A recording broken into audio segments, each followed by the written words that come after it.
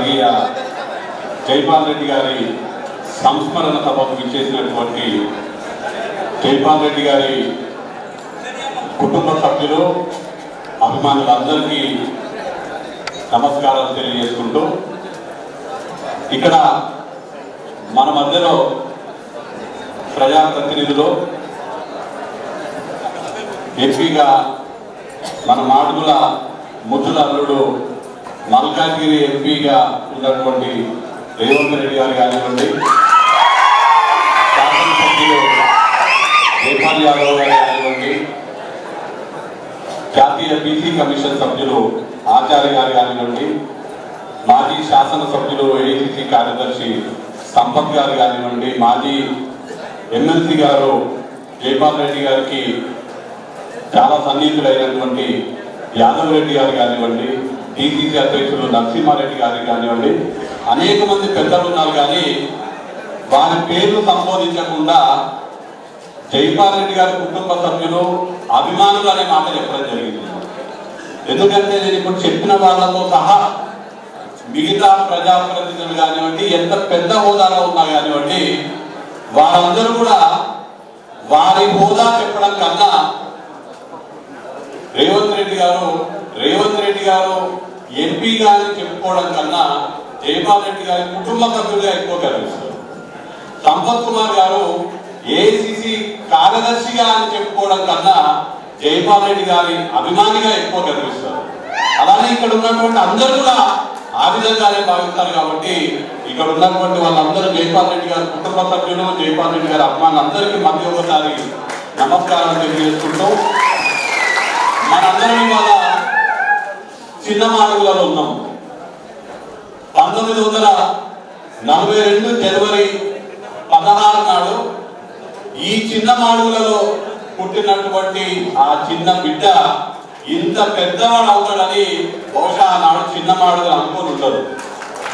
మన చిన్న మాడుగులలో పుట్టినటువంటి బిడ్డ ఎంత పెద్దవాడైనాడంటే మన గ్రామానికే కాదు, మన మండలానికే కాదు, మన రాష్ట్రానికే కాదు, జైపాల్ రెడ్డి గారు పుట్టినటువంటి భారతదేశానికే ప్రపంచవ్యాప్తంగా గర్వకారణం అయ్యేంత పెద్ద ఎత్తుకి మన జైపాల్ రెడ్డి గారు ఎత్తినాడు.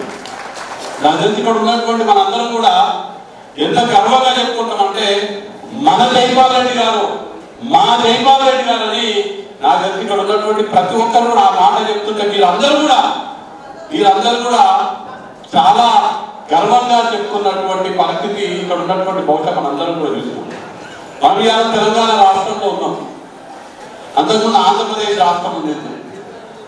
ఇవాళ ఉన్నటువంటి ముఖ్యమంత్రులతో సహా మన ఆంధ్రప్రదేశ్కి కానీ తెలంగాణకి 18 మంది ముఖ్యమంత్రులను చూస్తున్నాం. మనం ఇక్కడ ఉన్నటువంటి పెద్దలు చూసుకుంటాం, చాలా మంది ముఖ్యమంత్రులు అంటే చిన్నపిల్లలు కొంతమందినే చూస్తున్నాం, 3-4 చూస్తున్నాం.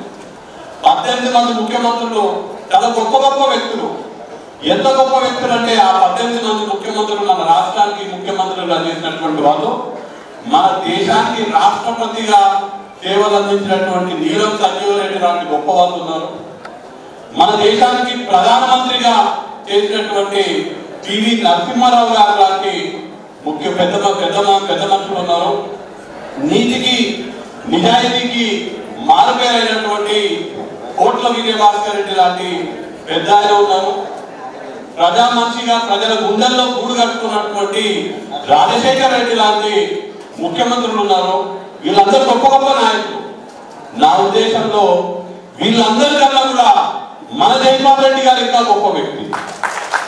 ఎందుకు మన జైపాల్ రెడ్డి గారు ఇంకా గొప్ప వ్యక్తి వీళ్ళందరికన్నా అంటే ఆ 18 మంది ముఖ్యమంత్రులుగా చేసిండ్రు. కానీ మన జైపాల్ రెడ్డి గారు, మన మాటల్లో పుట్టినటువంటి మన జైపాల్ రెడ్డి గారు ఆ ముఖ్యమంత్రి పీఠాన్నే వదిలేసుకున్నారు.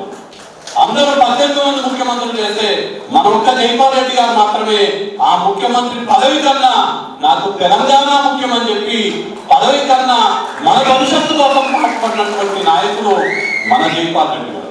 సోనియా గాంధీ గారు గురించి రాష్ట్రంలో పరిస్థితి చాలా ఇబ్బందికరంగా ఉంటే జైపాల్ రెడ్డి గారు మాత్రమే ఈ రోజు ఉన్నటువంటి పరిస్థితికి సమాధానం చెప్పగలుగుతారు. వారు మాత్రమే అందరికన్నా సమర్థులు ఈ రోజు ఉన్నటువంటి రాష్ట్ర పరిస్థితి చక్కదిద్దడానికి.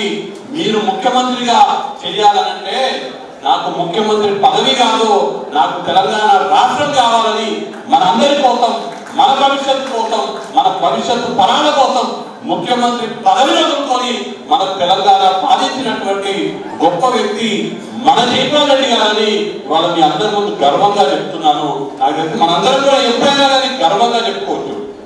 మనమే కాదు, మన భవిష్యత్తు తరాల వాళ్ళు ఎప్పుడు కూడా ఆ వ్యక్తిని చూపిస్తూ మేమందరం కూడా జైపాల్ రెడ్డి గారు పుట్టిన గడ్డపైన పుట్టామని గర్వంగా చెప్పుకునేటట్టుగా వారు మనందరికి ఒక మంచి దారి చూపించాలనే మాట తెలియజేస్తూ ఎక్కువగా మాట్లాడకుండా, ఎందుకంటే పెద్దలు చాలా మంది రావడం జరిగింది. మనం అంటే రోజు ఉండే వాళ్ళము, బయట నుంచి వచ్చిన వాళ్ళకి ఎక్కువ సమయం ఇవ్వాలి కాబట్టి ఒక్క విషయమే చెప్పి ముగిస్తాను నేను. ఇందాక మొత్తం చాలా మంది మాట్లాడినారు, రామిరెడ్డి గారు మాట్లాడినారు, కిషన్ రెడ్డి గారు మాట్లాడినారు, గౌరవ ఎంపీటీసీ సభ్యులు, ఎంపీపీ గారు, ఎంపీటీసీలో సర్పంచ్లు, జైపాల్ రెడ్డి గారు, అమ్మ అందరూ చాలా మాట్లాడారు. చాలా విషయాలు చెప్పడం జరిగింది. జైపాల్ రెడ్డి గారు చేసినటువంటి గొప్ప గొప్ప విషయాల గురించి చెప్పడం జరిగింది. మన ప్రాంతానికి తాగునీరు సాధించడం కానివ్వండి, తాగడానికి నీళ్లు సాధించడం కానివ్వండి, రోడ్లు వేయించడం కానివ్వండి, కాలేజీ ఏర్పాటు చేయించడం కానివ్వండి, తెలంగాణ రాష్ట్రాన్ని ఏర్పాటు చేయించడం కానీ అనేక విషయాలు అందరూ కూడా చెప్పడం జరిగింది. నా ఉద్దేశంలో అవన్నీ కూడా గొప్ప పనులే, కానీ వాటన్నిటికన్నా గొప్పమైనటువంటి గొప్ప విషయం ఏంటంటే వారు మనకు అందించినటువంటి విలువలతో కూడినటువంటి రాజకీయాలనే వారసత్వం అన్నింటికన్నా గొప్పదని నేను భావిస్తున్నాను. చాలా మంది రాజకీయ నాయకులను మనం చూసినాం, చాలా ప్రాజెక్టులు తీసుకొచ్చినారు, చాలా కాలేజీలు తెచ్చారు, రోడ్లు వేయించినారు, గొప్ప గొప్ప పనులు చేస్తారు. కానీ జైపాల్ రెడ్డి గారు మనకు వారసత్వంగా అందించినటువంటి రాజకీయ విలువలను మాత్రం చాలా తక్కువ మంది నాయకులు మనకు అందించారు. కాబట్టి ఆ విధంగా జైపాల్ రెడ్డి గారు ఒక గొప్ప వ్యక్తిగా, ఒక గొప్ప రాజకీయవేత్తగా మనందరికీ కేవలం ఒక్క తరం వారికే కాదు, కేవలం మా తరం వారికి కాదు, మా తర్వాత వచ్చే తరం వాళ్ళు కూడా, భవిష్యత్తు తరాల వారు కూడా రాజకీయాలు చేయాలంటే మన దేశానికి స్వాతంత్రం తీసుకొచ్చినటువంటి మహాత్మా గాంధీ గారు చూపించినటువంటి దారిలో రాజకీయాలు చేయాలంటే జైపాల్ రెడ్డి గారిని ఆదర్శంగా తీసుకొని వారు నడిచినటువంటి దారిలో నడిస్తే విలువలతో కూడినటువంటి రాజకీయాలు చేసే వాళ్ళం అవుతామనే మాట తెలియజేస్తూ, అయితే ఒక్క విషయం, వారు చూపినటువంటి దారి ఈజీ దారి కాదు, సులభమైనటువంటి దారి కాదు, చాలా కష్టమైనటువంటి దారి. ఇందాక ఎమ్మెల్సీ గారు గౌరవనీయులు కసిరెడ్డి నారాయణ రెడ్డి గారు మాట్లాడుతూ ఒక మాట చెప్పింది, 100 కోట్లు ఒక తప్పు పని చేస్తే 100 కోట్ల డబ్బులు మీకు ఇస్తామంటే కూడా నేను నీతితో నిజాయితీతో ఉండేటువంటి వ్యక్తిని నీతి గల పని చేస్తాను, కానీ నాకు 100 కోట్లు వద్దని ఇందాక నారాయణ రెడ్డి గారు చెప్తున్నారు. వాస్తవానికి 100 కోట్లే కాదు, 1000 కోట్ల ఆశ చూపిస్తే కూడా కాదని విలువలకి ప్రాధాన్యత ఇచ్చినటువంటి వ్యక్తి జైపాల్ రెడ్డి గారు. అందుకు నేను చెప్పదలుచుకున్నది ఏంటంటే వారు చూపించినటువంటి దారి సులభమైనటువంటి దారి కాదు, చాలా కఠినమైనటువంటి దారి. ఎందుకంటే 1 కోటి రూపాయలు ఇస్తామంటే దేనికైనా అడుగుతాం మనం, 1000 కోట్లని కాదని విలువలకి ప్రాధాన్యత దారి చాలా కఠినమైనటువంటి దారి.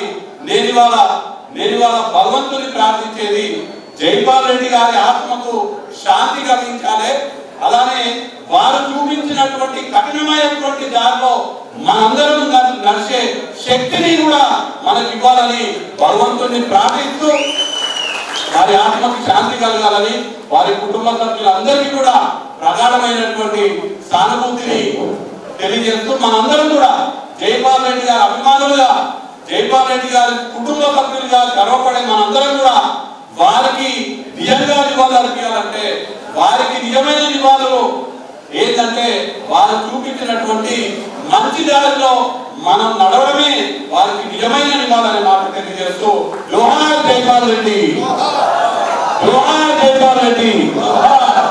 మాజీ కలకుర్తి ఎమ్మెల్యే వంశీచంద్ర రెడ్డి గారు మరి జైపాల్ రెడ్డి గారి సంస్మరణ సభలో ఈ రకంగా ప్రసంగించారు.